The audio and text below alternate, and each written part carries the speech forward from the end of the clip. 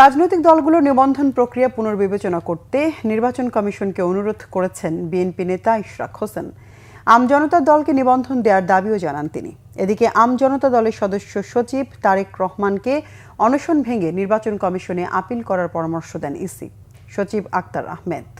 মোবাশ্বের আহমেদের রিপোর্ট। আমজনতা দলের নিবন্ধনের দাবিতে দলটির সদস্য সচিব তারেক রহমানের আমরণ অনশন কর্মসূচিতে সংহতি জানাতে রবিবার নির্বাচন কমিশন ভবনের সামনে যান বিএনপি নেতা ইশরাক হোসেন। নির্বাচন কমিশনারদের সাথেও এ বিষয়ে কথা বলেন ইশরাক হোসেন। পরে সাংবাদিকদের প্রশ্নের জবাবে বিএনপির এই নেতা জানান, নিবন্ধন প্রক্রিয়া পুনর্বিবেচনার জন্য নির্বাচন কমিশনকে অনুরোধ করেছেন তিনি। টোটাল নিবন্ধন প্রক্রিয়াটা পুনর্নিবন্ধনের জন্য সকল দলকে আবার আহ্বান জানানো হোক। সেখানে একটা ভেটিং হয়ে যায়, একটা প্রসেসিং হয়ে যায় যে কারা কারা আসলে ক্রাইটেরিয়ার মধ্যে ছিল না কিন্তু তাদেরকে ঢোকানো হয়েছিল। আমি বলছি যে খতিয়ে দেখা অবশ্যই উচিত, কারণ এটা উনি নিশ্চয়ই এখানে নাটক করার জন্য 4 দিন ধরে অনশন এখানে করেন নাই, এবং ওনার সাথে আমার যোগাযোগ আজকে থেকে না, বহু আগে থেকে। উনি আমাকে আরও 6 মাস আগেই বলেছেন যে আমার পার্টির নাম নিয়ে ষড়যন্ত্র হচ্ছে, আমি কি করবো ভাই, আমার তো আর অত কেউ নাই।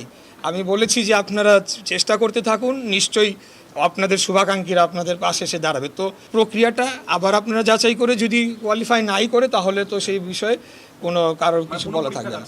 পরে এ বিষয়ে কথা বলেন ইসির সিনিয়র সচিব আক্তার আহমেদ। জানান, অনশন ভেঙে নির্বাচন কমিশনে আপিল করতে পারেন আমজনতা দলের সদস্য সচিব। আইনগতভাবে আমরা যেটুকু আমাদের দিক থেকে বলার আমরা সেটা বলেছি চিঠির মাধ্যমে। এখন ওনারা অ্যাপিল করতে পারেন এবং ঘাটতি যেগুলো আছেন সেগুলো পূরণ করে দিতে পারেন। অ্যাপিল বা সংশোধনী বা পরিমার্জন, পরিবর্ধন, সময়বর্ধন এগুলো তো একটা প্রচলিত প্রথা।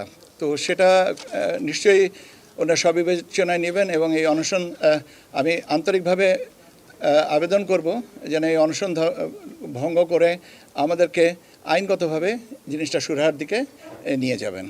এছাড়া প্রবাসী ভোটারের অ্যাপ 16 নভেম্বরের বদলে 18 নভেম্বর প্রকাশ করা হবে বলেও জানান ইসির সিনিয়র সচিব।